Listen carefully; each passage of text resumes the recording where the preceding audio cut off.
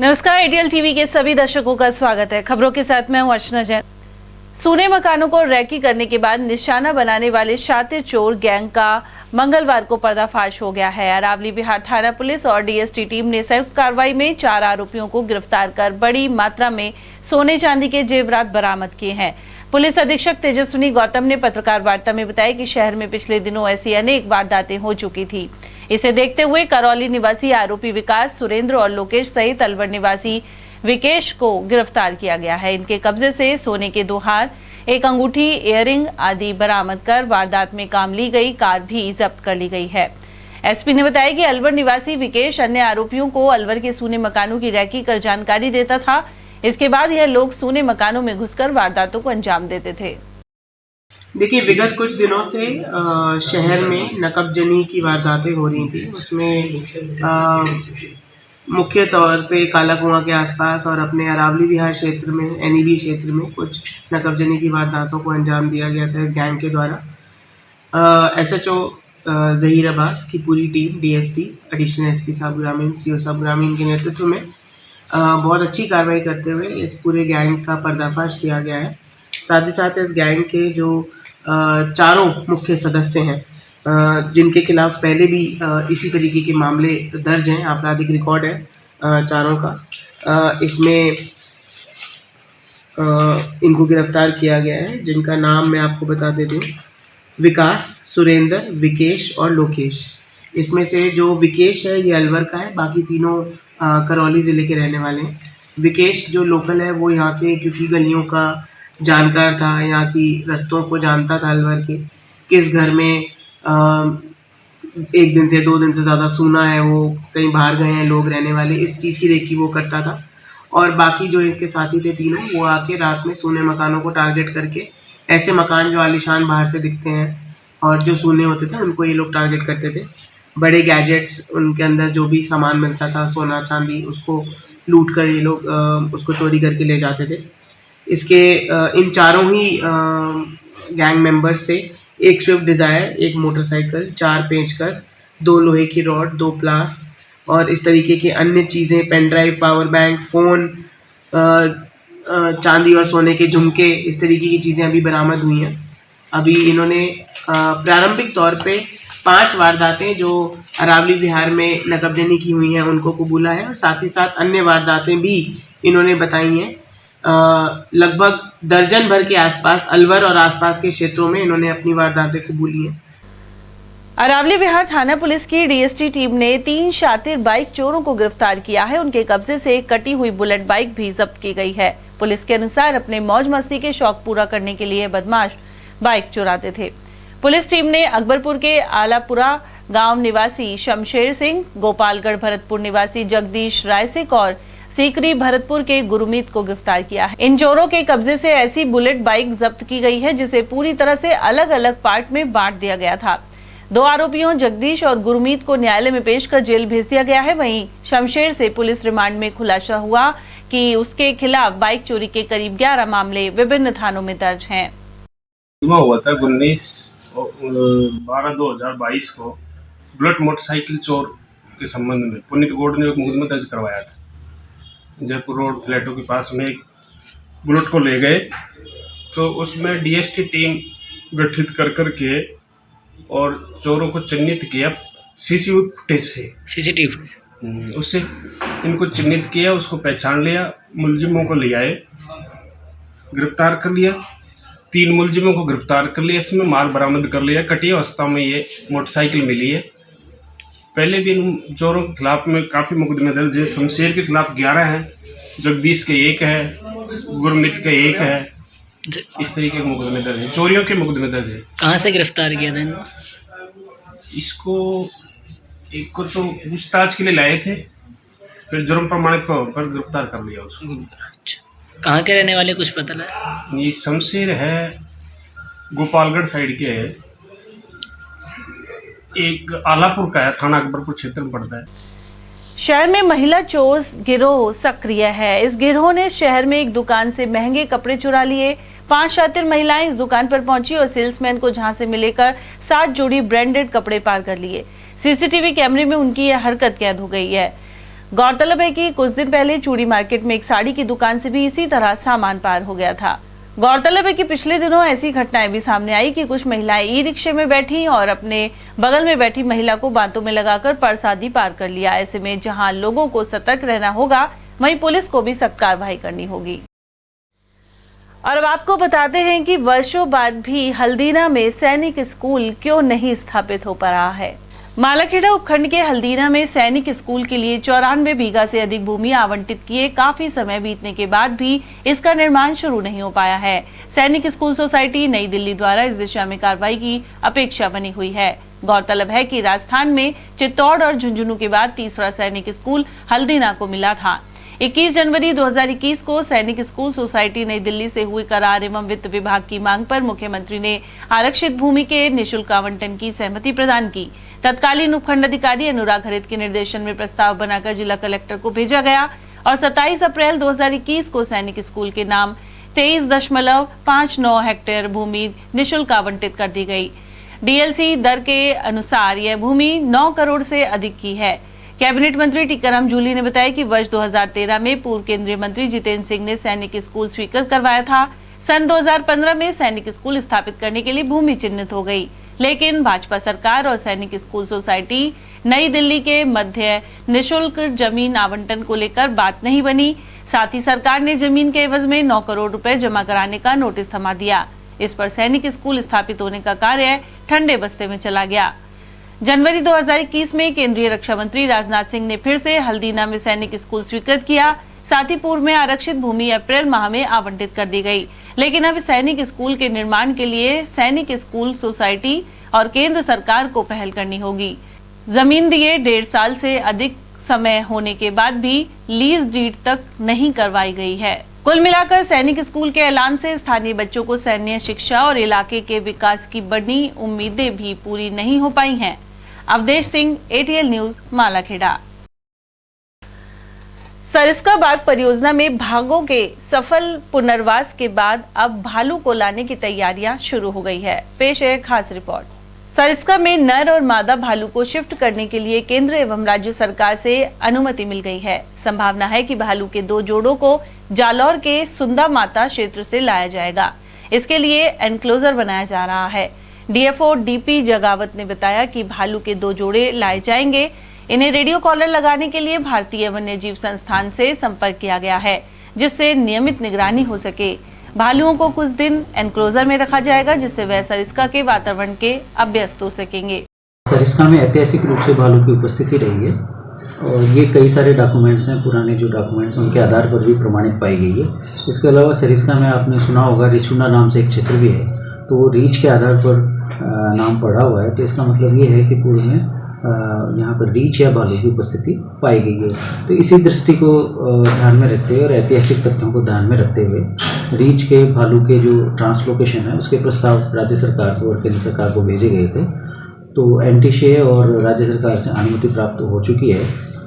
अब मुख्य बात यह है कि रेडियो कॉलर की उपलब्धता और उनके लिए जो हमारा एनक्लोजर है उसका मॉडिफिकेशन, ये 2 ऐसी चीज़ हैं जो पूर्ण होने पर हम भालू को लाने का प्रयास करेंगे। और इसके लिए जालोर में सुना माता एरिया है। सरिस्का बाग परियोजना में बाघ बघेरों के साथ भालू के लिए भी बेहतर परिस्थिति है। सरिस्का में रिंछुड़ा नाम से भी एक जगह है जहां कभी रीछ भालू पाए जाते थे। सरिस्का जंगल में वर्ष 2013 में एक भालू को रेस्क्यू कर छोड़ा गया था। हालांकि कुछ साल बाद ये भालू लापता हो गया था। उसको सेलेक्ट किया हुआ है। इसके अलावा और कहीं भी हमें भालू का कई उपस्थिति मिलकर और हाँ अगर ला सकते हैं तो वहाँ से भी हम लाएंगे। तो प्रथम चरण में तो एक मादा और एक नर भालू को लाने का प्रस्ताव है। इसके अलावा रणथंभौर से टाइग्रेस भी लाने का प्रस्ताव है। तो ये दोनों प्रस्तावों पर निश्चित रूप से निकट भविष्य में कार्य होगा। सर मधुमक्खियाँ भी काफ़ी चलते हैं तो खाने की बढ़िया सुविधा है। हाँ वैसे तो देखिए भालू के लिए टर्माइट्स हैं और इसके अलावा बेर और मधुमक्खी के छत्ते ये मुख्य भोजन होता है। और भी कई फॉरेस्ट में उनके लिए खाद्य सामग्री होती है। तो इसके आधार पर सरिस्का में निश्चित रूप से भालुओं के लिए खाने पीने के लिए पर्याप्त मात्रा में है। वहीं वन्यजीव प्रेमी नरेंद्र सिंह राठौड़ ने बताया कि महाराजा जयसिंह के समय में भी सरिस्का में भालू हुआ करते थे। साथ ही अब भालू का जोड़ा सरिस्का लाने पर पर्यटन क्षेत्र में विकास होगा। लेकिन इनकी निगरानी भी जरूरी होगी, जिससे वे जंगल से ग्रामीण क्षेत्र की ओर न जाएं। देखिए, रियासत काल में 1907 में एक एक्ट बना था, फॉरेस्ट एक्ट महाराज जय सिंह जी के टाइम में। उसके बाद में वो एक्ट तरमीम हुआ 1911 में। 11 के एक्ट में हवाला है कि यहाँ भालू थे, क्योंकि उसमें भालुओं का हवाला है शिकार मवानियत के लिए। भालू पे पाबंदी है, शिकार पे टाइगर पैंथर भालू पे पाबंदी थी जय सिंह जी के टाइम में।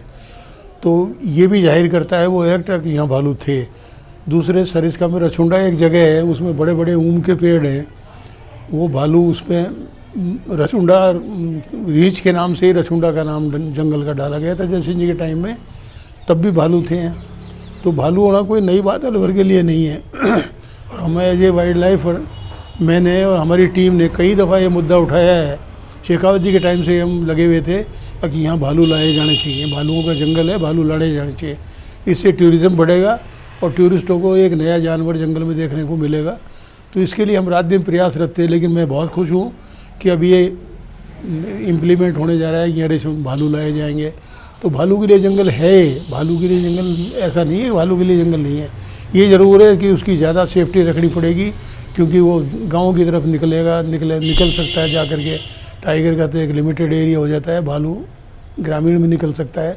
और कॉलर लगाना ज़रूरी है भालू को शुरू में, ताकि उसको पर मॉनिटरिंग की जा सके। और जो 2 भालू लाने का प्रोजेक्ट है या 2 जोड़े लाने का प्रोजेक्ट है, वो बहुत ही अच्छी बात है पर्यटन के बढ़ावा के लिए, और जंगलात में और स्पीशीज देखने को मिलेंगी। कुल मिलाकर राजा महाराजाओं के समय सरिस्का जंगल में विचरण करने वाले भालू अब फिर से यहाँ नजर आएंगे। Dharmendra Sharma, ATL news, Alwar. POCSO court संख्या 3 के विशिष्ट न्यायाधीश सोहन शर्मा ने पुत्री के साथ दुष्कर्म करने वाले पिता को आजीवन कारावास की सजा सुनाई है। साथ ही 30,000 रुपए का जुर्माना लगाया है। लोक अभियोजक राजकुमार गंगावत ने बताया कि बहरोड क्षेत्र के आरोपी ने अपनी 9 वर्षीय पुत्री के साथ दुष्कर्म किया था। पीड़िता की ओर से चाइल्ड लाइन के मुख्य समन्वयक द्वारा मामला दर्ज करवाया गया था। पुलिस ने मामले में चालान पेश किया और कोर्ट में उसे दोषी मानते हुए उम्र कैद की सजा सुनाई है। थाना बहरोड का मामला था। चाइल्ड लाइफ को सूचना 1096 मिली कि किसी बच्ची के साथ गलत काम किया गया है उसके पिता द्वारा। चाइल्ड लाइफ के प्रभारी इंचार्ज वहाँ गए, बच्चे को लेकर थाने में रिपोर्ट दर्ज कराई। वहाँ अनुसंधान चला। अनुसंधान के बाद 3/1/2023 को माननीय न्यायालय में चालान पेश किया गया। पूरा अनुसंधान ट्रायल चली। ट्रायल के बाद आज विद्वान न्यायाधीश सोहनलाल शर्मा जी ने आरोपी पिता, पीड़िता का पिता ही आरोपी थे, उसके पिता को 376(2)(6) में आजीवन कारावास, 10,000 रुपये जुर्माना, 5M6 पोक्सो एक्ट में आजीवन कारावास और 10,000 रुपये जुर्माना, और 5N6 पोक्सो एक्ट में आजीवन कारावास, 10,000 रुपये जुर्माना किया गया। शेष प्राकृतिक जीवन तक उसको जेल में रहना पड़ेगा। उसके प्राकृतिक जीवन काल तक आजीवन कारावास रहेगा और 30,000 रुपये टोटल।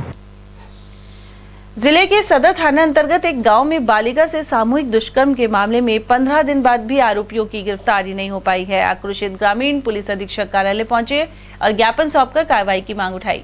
यहां मौजूद पूर्व सरपंच सहित एडवोकेट शब्बीर खान ने बताया कि मौके पर ग्रामीणों ने एक आरोपी को पकड़कर पुलिस के हवाले कर दिया था, लेकिन दबाव के चलते पुलिस ने उसे छोड़ दिया। अब आरोपी गाँव में खुलेआम घूम रहे हैं।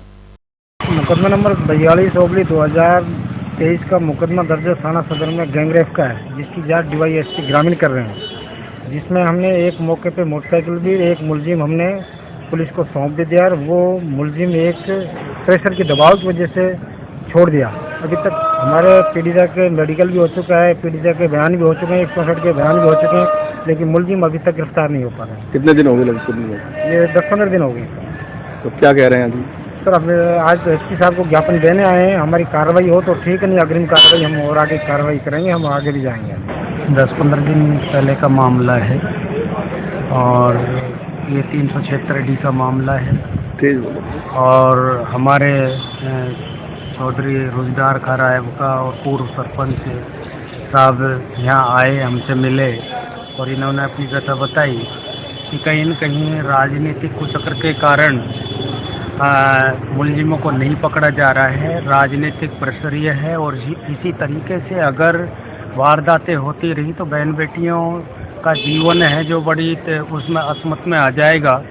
और ये आज एक रायपुर की घटना नहीं है, पूरी मेवात की घटनाएं हो रही हैं।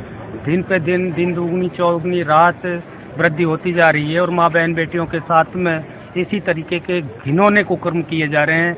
और हमारे पुलिस प्रशासन आंख बंद कर मूक दृष्टि से देखता हुआ नजर आता है कि प्रशासन इस तरीके से लीपापोती कब तक करता रहेगा और कब तक उन मुलजिमों को गिरफ्तार नहीं करेगा। हम कहते हैं कि शांतिपूर्वक तरीके से हम एसपी साहब को ज्ञापन दे रहे हैं, या तो हमारी बात मान ली जाए और उन मुलजिमानों को गिरफ्तार कर लिया जाए, अन्यथा फिर हम इसको उग्र रूप से इस आंदोलन को उठाने की कोशिश करेंगे। ग्राम रायत का कई मामला है, थाना सदर हमारा मुकदमा नंबर 42/2023 376 डी में दर्ज है, जिसकी जांच DYSP कर रहे हैं। और मौके पे हमने एक मुलजिम अंग्रेज खान और उसकी बाइक को हमने मौके पे बरामद कर लिया और वो पुलिस को हमने सौंप दिया। वो भी राजनीतिक दबाव के कारण पुलिस ने छोड़ दिया वापसी, और अभी तक कोई कानूनी कार्रवाई ऐसी कुछ ना हुई। मुलजिम आराम से मनमानी करते घूमते फिरते। कितने लोग हैं? ये 4-5 लोग हैं। क्या मामला था?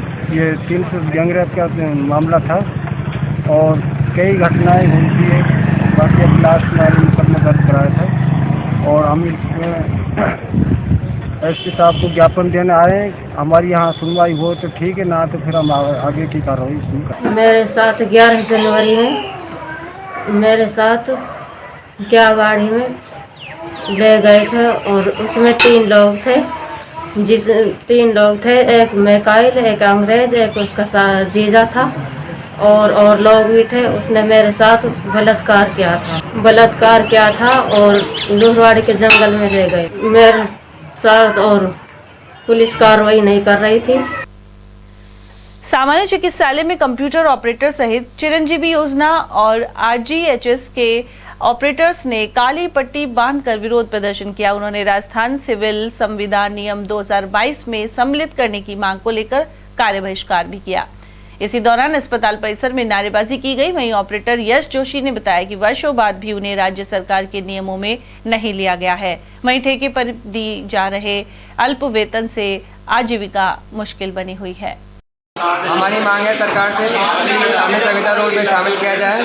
साथ ही हमारा बहुत कम वेतन है, जिसके हमें वेतन वृद्धि के लिए हमने सरकार से मांग काफ़ी वर्षों से की हुआ है, परंतु सरकार हमारे साथ मतभेद किया जा रहा है। ना तो हमारा नाम विभाग द्वारा ऊपर आगे प्रेषित किया जा रहा है, ना ही हमें संविदा रोल में अभी तक शामिल किया गया है। तो हमारी सरकार से मांग है, तो 8 साल 10 साल से लगातार कंटिन्यू काम कर रहे हैं ठेके पर, उन सभी कर्मचारियों को संविदा पर लिया जाए। अच्छा, कितनी सैलरी मिलती है अभी आपको ठेके पर? सर यहाँ पे 8 से 10 हज़ार रुपये के लगभग। तो 8 से 10 हज़ार रुपये में आपका घर का पालन पोषण हो जाता है पर डे?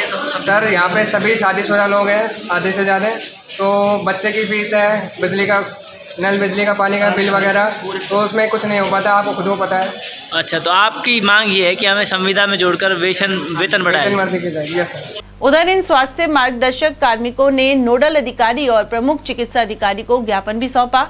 उपाध्यक्ष ललित यादव ने बताया कि विभिन्न विभागों में कार्यरत संविदा कार्मिकों के नियमितीकरण के क्रम में लागू प्रावधानों में उन्हें शामिल नहीं किया गया है।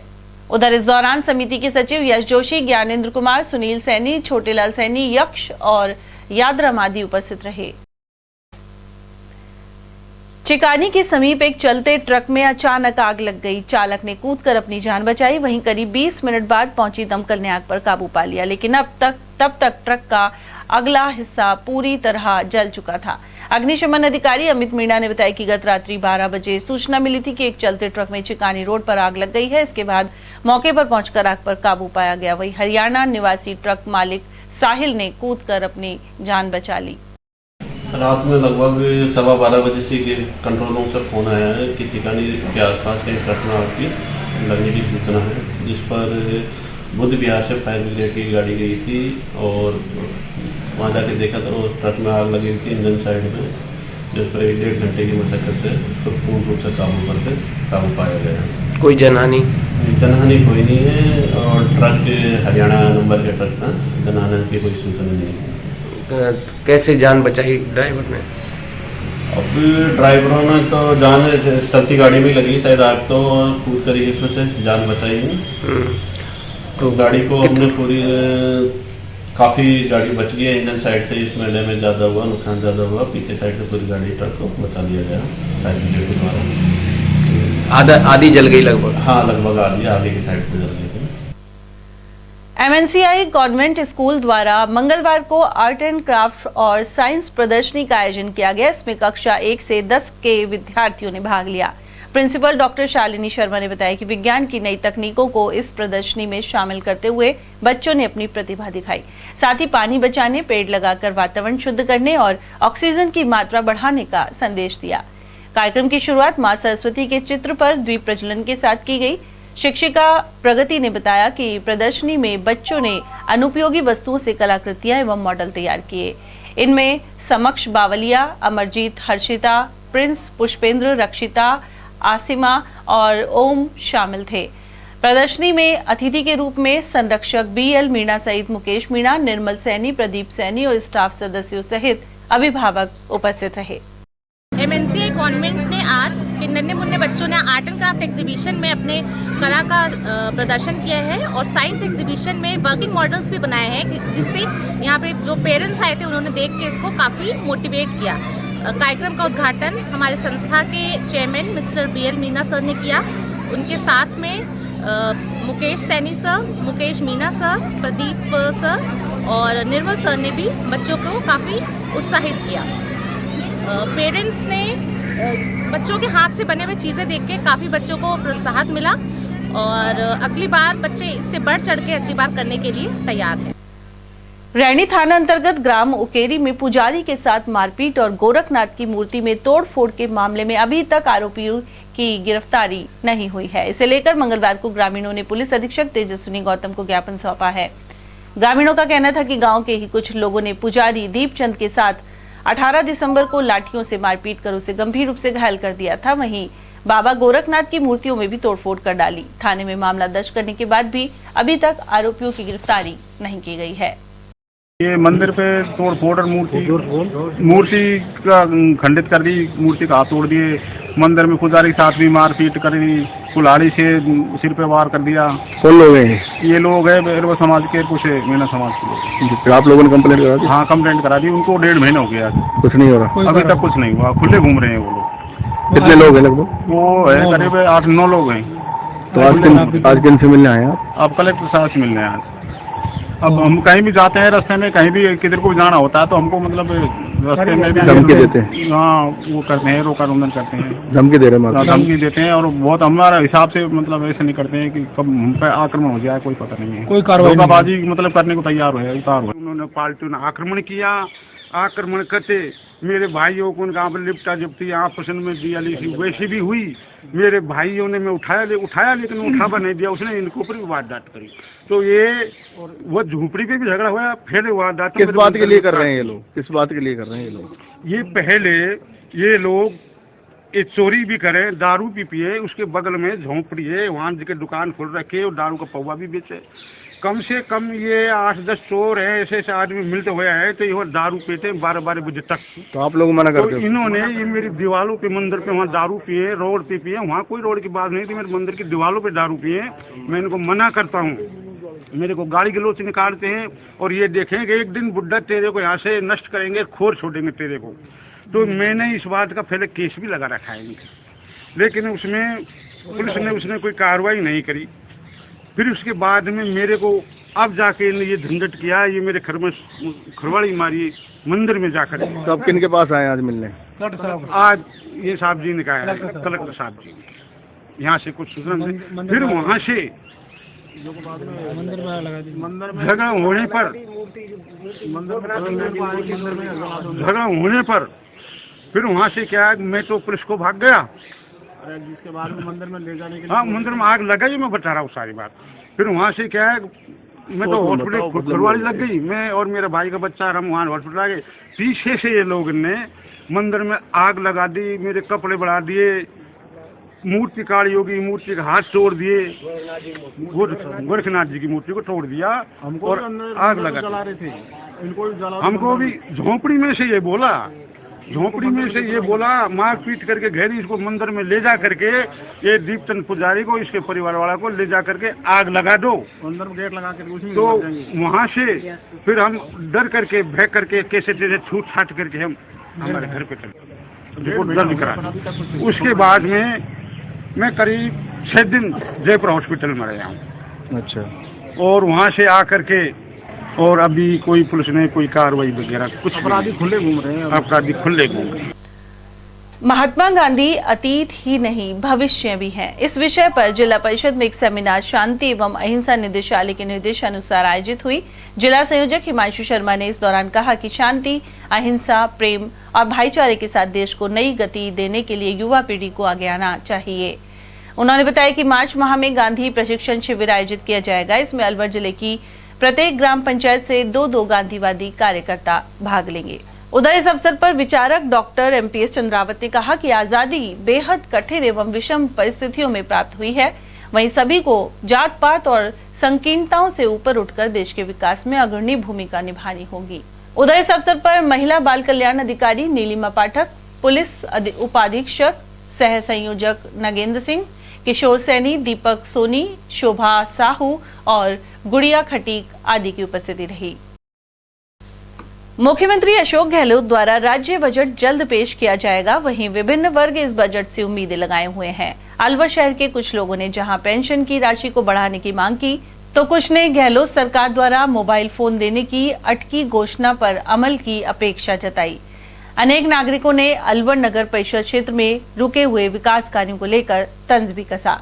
पिछले दिनों राहुल गांधी जी की यात्रा आई, उस दौरान भी हमने मुख्यमंत्री जी को मिलकर ज्ञापन दिया गरीब और मजदूर लोगों की ओर से, और मैं उसी को फिर दोहराता हूँ कि नंबर 1 तो हमारी मांग है कि राजस्थान में विकलांगों को, हमारे जो दिव्यांग भाई हैं, हमारे जो वृद्धजन हैं सम्मानित, और साथ ही हमारी विधवा बहनें, यानी सामाजिक सुरक्षा योजना के तहत जो भी पेंशन है वो 500 और 750 रुपया महीना है, जो आज की तारीख में ऊंट के मुंह में हीरे के बराबर है।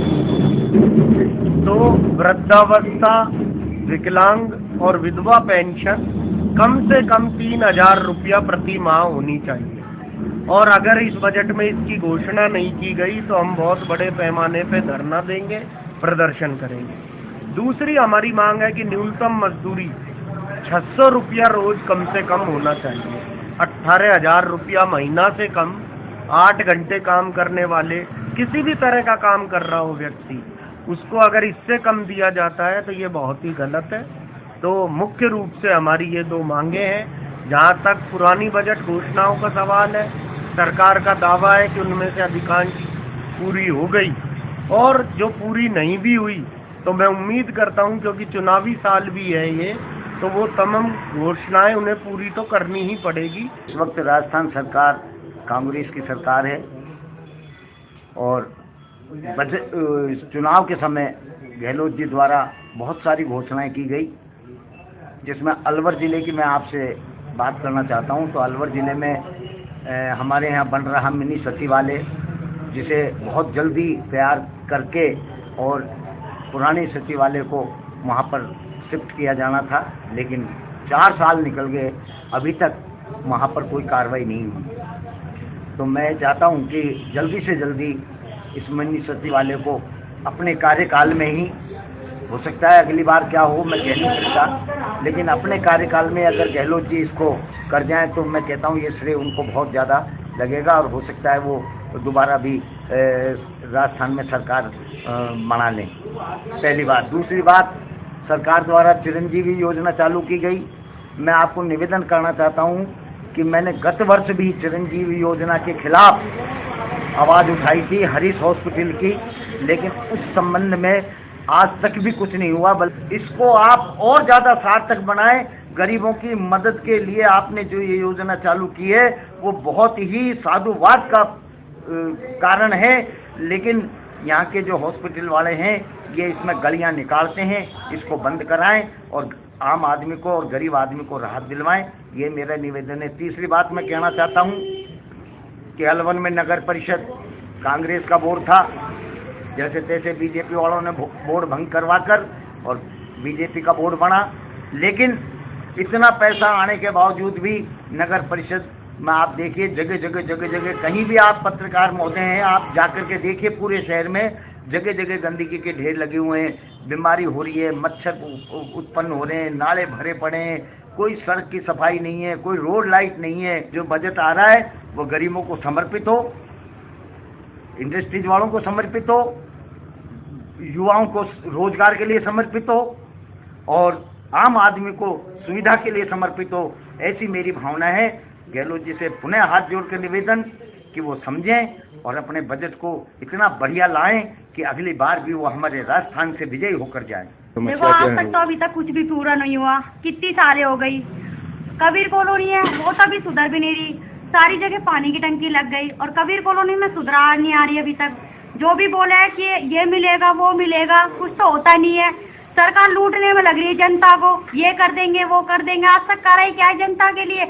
बच्चे तो सड़कों पे पड़े डोलते हैं और ये बोलते हैं कि घर दिला देंगे, सिलेंडर दिला देंगे, मकान दिला देंगे, कुछ भी नहीं करा। आज तक करा क्या है?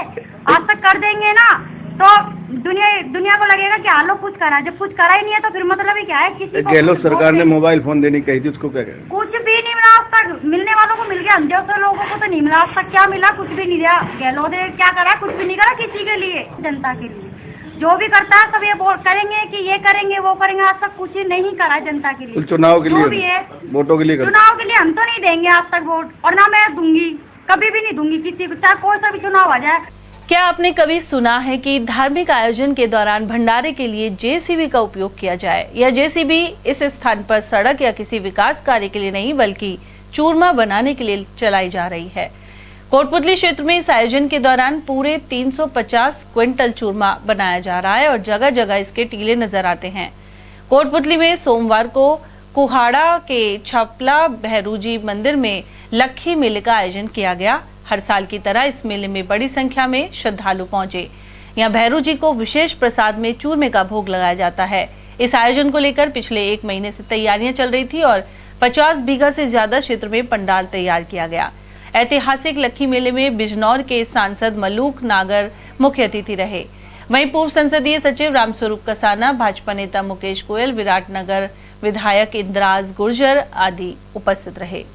यहाँ 36 बिरादरी के लोग हैं, जरा सोच के बोलना।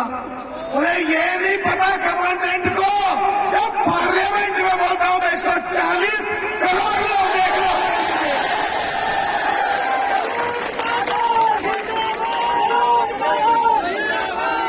अरे कमांडेंट साहब, जब मैं वहां नहीं रुकता तो यहाँ क्या रुकूंगा सबके सामने? मैं इस राजस्थान की धरती को झुक करके और चूम करके कहता हूं, ये वीरों की धरती है। और यहाँ के मेरे पिछड़े समाज के लोगों में, जिनमें जाट, गुजर, यादव, पाल, सैनिक, कसम, सनाल, लोहार, कुमार व तमाम पिछड़ी जातियों में खास करके गुजर समाज के लोगों ने आंदोलन करके इस धरती पे पूरे देश और विदेश के लोगों को ये बताया कि गुजर समाज को देश में रहना की बार हम 156 लेकर आएंगे। अरे आप 156 नहीं 160 लेकर 180 लेकर आओ। लेकिन ये जो किसान अन्नदाता कहलाता है, इस अन्नदाता की तरफ देखो और गिरदावरी कराओ और कम से कम इनको मुआवजा दिलाओ ताकि इनके चेहरे पे खुशियां तो आ सके। ऐसी स्थिति बनी हुई है नागर साहब राजस्थान के अंदर, जो एक किसान परिवार के बच्चे शिक्षा के लिए दूर दूर जाते हैं और शिक्षा प्राप्त करके, और जब माता पिता इनसे बात करते हैं तो सिर्फ एक ही बात कहते हैं कि बेटे किसी प्रकार की कोई समस्या नहीं, फीस कितनी भी लगे लेकिन तुम मन कर कर पढ़ना और हम सबका गौरव बढ़ाना, इस तहसील का गौरव बढ़ाना। इन दिनों सरिस्का प्रशासन सदर गेट से काली घाटी तक सड़क के दोनों तरफ से खरपतवार हटा रहा है।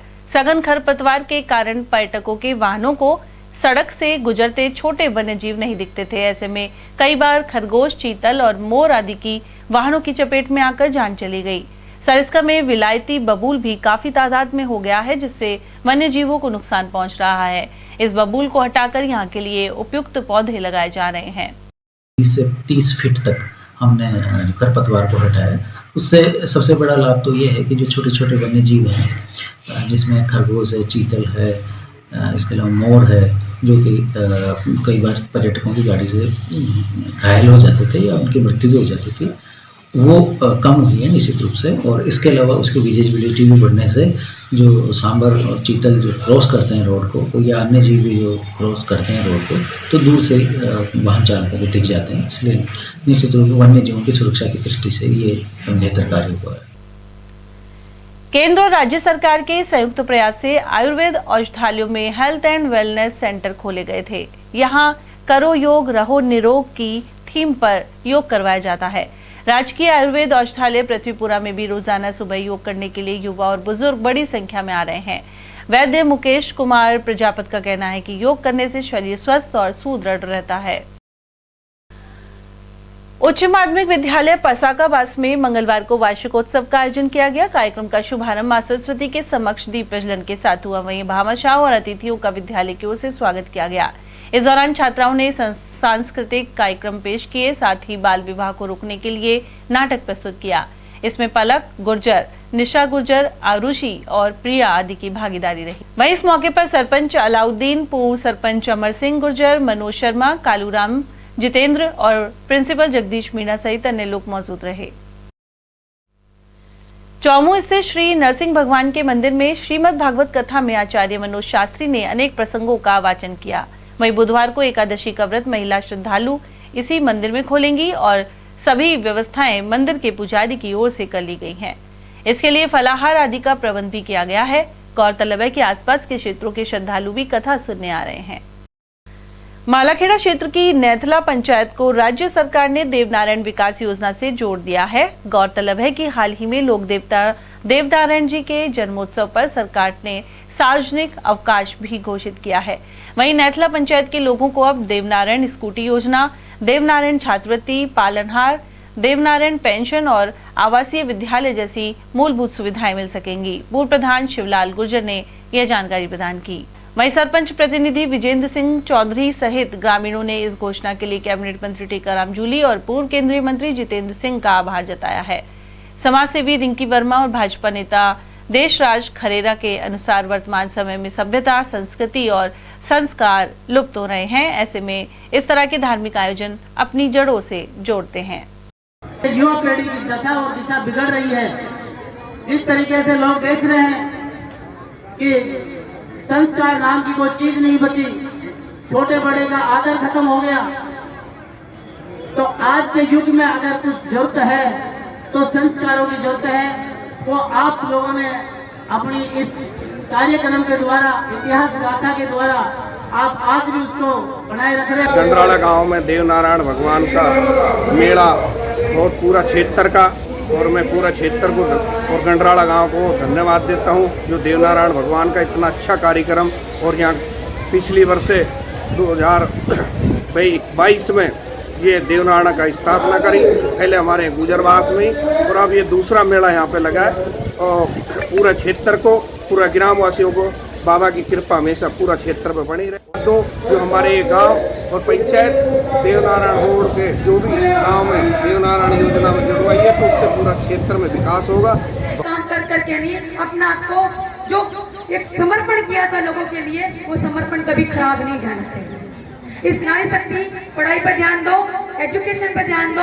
आपको अपने दो घरों की शोभा बढ़ानी है तो आपको पढ़ लिख के इंजीनियर बनना है, डॉक्टर बनना है, आरएस बनना, आईएएस बनना। और अब बात करते हैं अकबरपुर की, जहां क्षेत्र में सरसों की फसल को काटने के लिए किसान जुट गए हैं। इसमें उनका पूरा परिवार मेहनत कर रहा है। उमरान पंचायत समिति क्षेत्र में सरसों की अगेती फसल की पैदावार को जल्द से जल्द खेतों से निकालकर घर तक लाने के लिए भी अन्नदाता मेहनत कर रहे हैं। अभी भी आसमान में बादल छाए हुए हैं और किसानों को आशंका है कि बरसात के साथ ही यदि ओलावृष्टि हो गई तो पकी हुई फसल को नुकसान पहुंचेगा। इसी वजह से फसलों की कटाई तेजी से की जा रही है। बारिश का मौसम, बारिश के डर है यार, और तो कुछ बाकी ठीक ठाक है। तो आप पक गई सरसों? सरसों पक गई। तो किस तरह की हुई है, कोई रोग वगैरह? ना कोई रोग नहीं है, बहुत बढ़िया सर, अच्छी हुई है। बारिश ने थोड़ा सा मट्ठ मार दियो। अच्छा, बारिश ने थोड़ा सा रोड़ा पड़ा है हल्का सा, की वजह से थोड़ा सा ऊपर की फड़ीन में नुकसान है, ज्यादा तो ना हल्को फुल्को नुकसान है, लेकिन ऊपर वाला की मेहर है जो सही सलामत सिरसू हो रही है। स्कूलों में 5वीं एवं 8वीं बोर्ड परीक्षाओं के ऑनलाइन आवेदन पत्र भरवाए गए हैं। मंगलवार को 5वीं बोर्ड के आवेदन की अंतिम तिथि थी। उमरैन ब्लॉक में कोई विद्यार्थी परीक्षा में सम्मिलित होने से वंचित नहीं रहे। इस क्रम में सभी संस्था प्रधानों से बात की जा रही है। वहीं 8वीं की अंतिम तिथि 24 जनवरी थी, लेकिन कोई विद्यार्थी वंचित रह गया है तो उसे अब भी फॉर्म भरवाए जा सकते हैं। एबीईओ कमलेश गुरु ने इस बारे में जानकारी प्रदान की। कक्षा 5वीं और 8वीं बोर्ड के ऑनलाइन फॉर्म भरे जा रहे हैं। इस क्रम में कक्षा 5वीं बोर्ड की अंतिम तिथि आज 31 जनवरी है। साथ ही कक्षा 8वीं बोर्ड की अंतिम तिथि 24 जनवरी थी, जो अब समाप्त हो चुकी है। परंतु फिर भी अगर कोई विद्यार्थी वंचित रह गए हैं फॉर्म भरने से, तो वो जिला लॉगिन से उनके लिए ब्लॉक स्तर से आवेदन अग्रेसित किए जा सकेंगे, ताकि वो जिला स्तर पर उनको भरा जा सके।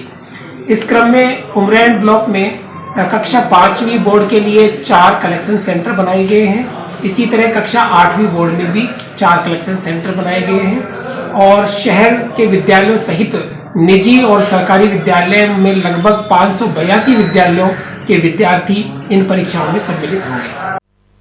रैनी क्षेत्र में कल्याणपुरा स्थित बाबा की कुटिया में भागवत कथा जारी है। इसका आयोजन कस्टम अधिकारी शिवचरण मीणा कर रहे हैं। सोमवार को रैनी प्रधान प्रतिनिधि मांगेलाल मीणा ने कथावाचक का अभिनंदन किया, साथ ही पांडाल में पुष्पों की वर्षा की।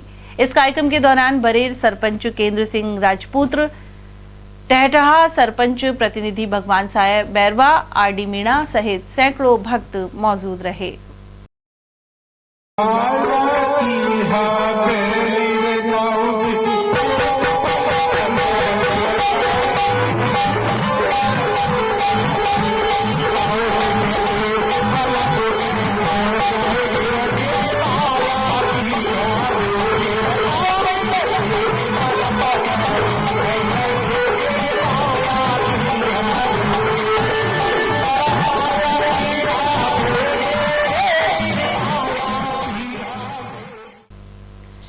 पिनान कस्बे में मंगलवार को आम आदमी पार्टी द्वारा सदस्यता अभियान चलाया गया। इस दौरान मुबीन खान सहित अजय मीणा, भजनलाल मीणा और अन्य कार्यकर्ता मौजूद रहे। गौरतलब है कि राजस्थान में विधानसभा चुनाव को ध्यान में रखते हुए अरविंद केजरीवाल प्रदेश के कार्यकर्ताओं से मिल चुके हैं। इसके अलावा संगठन महामंत्री संदीप पाठक को राजस्थान भेज दिया है। पार्टी नेता महेंद्र मीणा ने बताया कि राजगढ़, लक्ष्मणगढ़ विधानसभा क्षेत्र के दर्जनों गांवों में अभियान चलाकर हजारों नए सदस्य जोड़े गए हैं। रामगढ़ में वर्ष 2020 में नाबालिग से दुष्कर्म और उसे टॉर्चर करने के आरोपियों को पोक्सो कोर्ट संख्या 1 ने सजा सुनाई है। विशिष्ट न्यायाधीश ने मुख्य आरोपी अनीश को 20 साल के लिए जेल भेजा है। वहीं 3 अन्य आरोपी अंजुम, महमूद और तौफीक को 1-1 वर्ष की सजा सुनाई गई है। लोक अभियोजक रोशनदीन खान ने बताया कि पीड़िता को टॉर्चर करने के साथ ही डराया धमकाया भी गया था। विशिष्ट न्यायाधीश ने फैसला सुनाते हुए चारों आरोपियों को अलग अलग धाराओं में सजा सुनाई है। विशिष्ट न्यायाधीश जनाब अमित पाठक जी ने एक अहम फैसला दिया है। जो मामला, ये बहुत चर्चित मामला था, 2020 की रामगढ़ थाना अंतर्गत का एक मामला था। में एक पीड़िता थी, नाबालिग थी, वो स्कूल जाती थी तो ये लोग उसको मुलजिमान उसको बार बार परेशान करते थे, टॉर्चर करते थे। जिनमें से एक मुलजिम जो अनीस जिसका नाम है, उसको आज न्यायालय ने 20 वर्ष की सजा और 67,000 रुपये जुर्माने से दंडित किया है। और अन्य उसके साथ जो मुलजिम थे 3, इंजुम उर्फ अंजुम, महमूद और तौफीक, इन सभी को भी विशिष्ट न्यायाधीश महोदय ने दोषी किया है और इनको 1 वर्ष और 2-2 हज़ार रुपये के जुर्माने से दंडित किया है। प्रोसिक्यूशन की तरफ से कुल 23 गवाहन को परीक्षित कराया गया और कुल 33 दस्तावेजात को भी परीक्षित कराया गया और दोनों पक्षों की दलील सुनने के बाद विशिष्ट न्यायाधीश महोदय ने आज ये अहम फैसला सुनाया है। इसी के साथ खबरों में आज इतना ही। दीजिए अर्चना जैन को इजाजत। नमस्कार।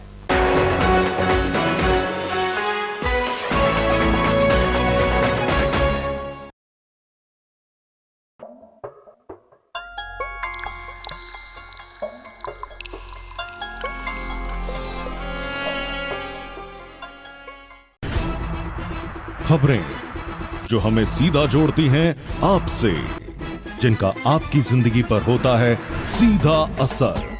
खबर का मतलब है एक भरोसा, और आपका भरोसा है हमारी जिम्मेदारी। ATL TV, भरोसा अलवर का।